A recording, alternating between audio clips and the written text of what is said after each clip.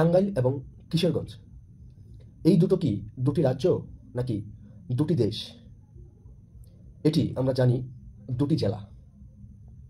তবে আমার কাছে এই দুটি জেলা একটি অঞ্চল।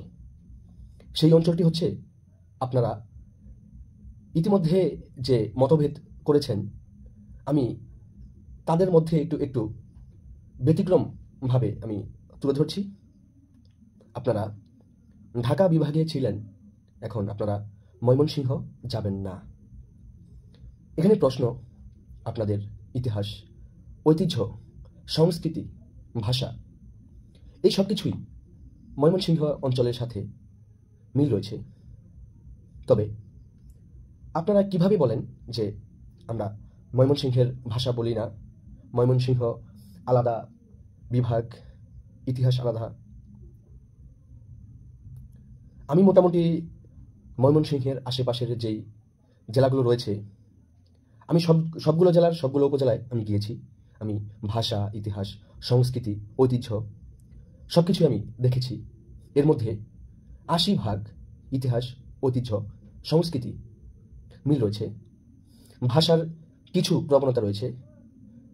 প্রবণতা বলতে এতটা প্রবণতা নয়, যেটা বোঝা যায় অনেকটা মূলত ময়মনসিংহের ভাষা তিনটি ভাগে আমি ভাগ করেছি। একটা হচ্ছে টাঙ্গাইল, শেরপুর, জামালপুর এবং ময়মনসিংহের মুক্তাগাছা, ফুলবাড়িয়া। ত্রিশালের পশ্চিমে মুক্তাগাছা, ফুলবাড়িয়া, ওদিকের ভাষা অনেকটা মিল রয়েছে। ওটাকে আমি মূলত ময়মনসিংহ অঞ্চলের পশ্চিমা ভাষা বলি। এটা আমার মতভেদ। এরপর রয়েছে কিশোরগঞ্জ, নেত্রকোনা, ওদিক দিয়ে পেয়েছে হবিগঞ্জের কিছু পেয়েছে। তারপর ময়মনসিংহের নান্দাইল, ঈশ্বরগঞ্জ, গৌরীপুর। এই ভাষাগুলো, এই যে জায়গাগুলোর নাম বললাম, এই জায়গাগুলোর ভাষার অনেকটা ময়মনসিংহের ভাষার সাথে সাধিত রয়েছে। তার মধ্যে আমি এই ভাষাকে ময়মনসিংহের পূর্ব ভাষা হিসেবে আখ্যায়িত করলাম, যেহেতু আমি ওই সবগুলো জায়গায় আমি গিয়েছি। তারপর এখন কথায় আসে যে ময়মনসিংহের অরিজিনাল খাঁটি ভাষা কোথায়? খাঁটি ভাষা বলতে প্রতি ৫ কিলোমিটার পর এক এক ধরনের ভাষা রয়েছে। ভাষার কিছুটা পরিবর্তন হয়, ৫০% পরিবর্তন হয়। সেদিকে আমরা যাচ্ছি না। এখন আমরা গাজীপুরের দিকে আসি। গাজীপুরের শ্রীপুর, কাপাসিয়া, কালিয়াকুর, এই ৩টি উপজেলার মধ্যে কালিয়াকুরের পুরোটাই টাঙ্গাইল, শেরপুর, জামালপুর এই ভাষাগুলোর সাথে মিল রয়েছে। তারপর শ্রীপুরের প্রায় অর্ধেক ভাষা টাঙ্গাইলের সাথে মিল রয়েছে, কেননা এখানে আরও ১ থেকে ১৫০ বছর আগে টাঙ্গাইল থেকে এখানে কিছু জনগোষ্ঠী এসে জনপদ তৈরি করে। সেই জনপদে তাদের ইতিহাস, ঐতিহ্য, ভাষা। গাজীপুর আসলে অনেকেই দেখতে পারবেন, গাজীপুরের মাওনা ইউনিয়নের প্রায় সব জায়গার ভাষাই টাঙ্গাইলের সাথে মিল রয়েছে। শৈলের গাজীপুর, চকপাড়া, বারোতুপা, শিমলাপাড়া, কারণবাজার,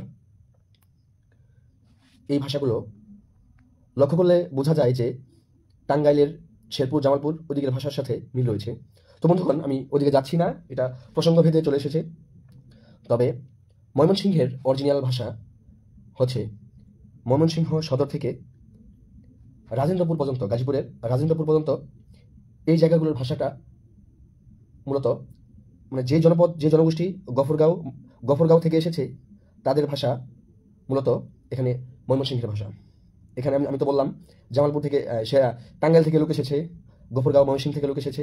এই কারণে ভাষা দুই ধরনের। আর কিছু সংখ্যক লোক এসেছে নরসিংদী থেকে, মনোহরদী ওদিক থেকে। নরসিংদীর ভাষাটাও ময়মনসিংহের ভাষা বললেও চলে, ময়মনসিংহের ভাষাই, আঞ্চলিকতা সম্পূর্ণ ময়মনসিংহের। তো কিশোরগঞ্জ, টাঙ্গাইল, আপনারা কোন যুক্তিতে, কোন পাওয়ারে, কিসের জন্য আপনারা বলছেন যে ময়মনসিংহ বিভাগ চান না? আপনাদের তো কোনো ভাষা নেই, আপনারা তো ময়মনসিংহের ভাষা বলেন। তো বেশি কথা বলবো না। আমি আবার বলি এবং আরও বলবো, ময়মনসিংহ, শেরপুর, জামালপুর, নেত্রকোনা, টাঙ্গাইল, নরসিংদী এই ৬টি জেলা তার সাথে আমি আর আরেকটি জেলার যোগ করব, সেটা হচ্ছে কুড়িগ্রাম। কুড়িগ্রামের দুটি উপজেলা যোগ করব। কুড়িগ্রামের চররাজীপুর, রৌমারী, ওই দুটি উপজেলা আমি গিয়েছি। ওই দুটি উপজেলার ভাষা ময়মনসিংহের শেরপুর, জামালপুর, টাঙ্গাইলের সাথে মিল রয়েছে। আমি ইতিহাস ঐতিহ্য ঘেটে আমি দেখলাম ওখানে ছিল চর, ওটা ছিল একটা চর অঞ্চল। নদী ভরাট করার পর টাঙ্গাইল থেকে কিছু জনগোষ্ঠী ওখানে গিয়ে বাড়ি জমি দখল করে এবং চরে বাড়ি ঘর করে। প্রায় 150 বছর আগের কাহিনী। সেখানে গিয়ে তারা একটা জনপদ তৈরি করে। এখন ওখানকার ভাষাই দেখি শেরপুর, জামালপুর, টাঙ্গাইলের মতো মিল রয়েছে। আমি রৌমারী গিয়ে আমি আতঙ্ক হয়ে গিয়েছিলাম। আমি বললাম এটা রংপুর, কুড়িগ্রাম, এখানে কিসের ময়মনসিংহের ভাষা? তারপর ওখানকার এক বৃদ্ধ লোক আমার সাথে তাদের পূর্ব ইতিহাস বলল। তারপর আমি ওখান থেকে কিছু আইডিয়া নিলাম। এরপর আরেকটি কথা বলি, আমি গিয়েছিলাম সুনামগঞ্জ, দোয়ারাবাজার, দিরাই। এই দুটি উপজেলায় ময়মনসিংহের দোয়ারাবাজার এবং দিরাই, এই দুটি উপজেলার প্রায় 70% লোক ময়মনসিংহ জনপদ ছেড়ে ওখানে গিয়ে বাড়ি করেছে এবং ওখানে তারা এখন বড় ধরনের জনপদ তৈরি করেছে, যা আপনি যদি যান দোয়ারাবাজার এবং দিরাই দেখতে পারবেন। ওখানকার ইতিহাস, ঐতিহ্য, ভাষা ময়মনসিংহের সাথে মিল রয়েছে। তো এখন প্রশ্ন আসে, ময়মনসিংহের এত সুনাম করছি, আমার বাড়ি কোথায়? আমার বাড়ি কোথায় এটা পরে বলবো।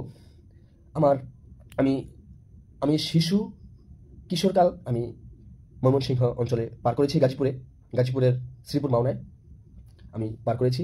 আমার আঞ্চলিকতা, আমার ঐতিহ্য, আমার ভাষা ময়মনসিংহের, এটা আমি গর্ব করে বলতে পারি।